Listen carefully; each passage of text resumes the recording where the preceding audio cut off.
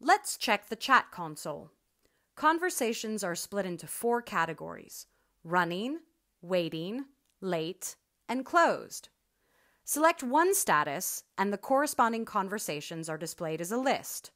Click to check one specific conversation, and then click here to take charge of a conversation. Now you can reply and engage a chat conversation with a customer. Many options are available, including rich formats.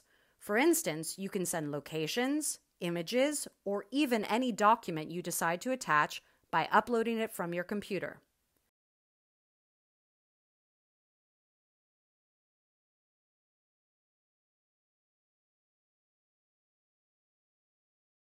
To send a location, click here and look up any address thanks to the search bar.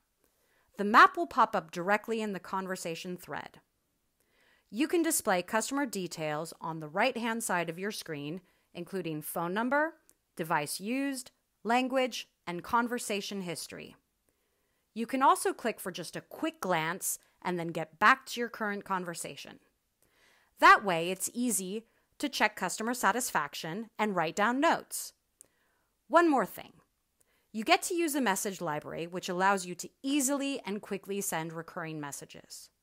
The library is divided into categories and subcategories, and your own messages are stored. Browse the Closed Conversations section to look up and consult archived conversations.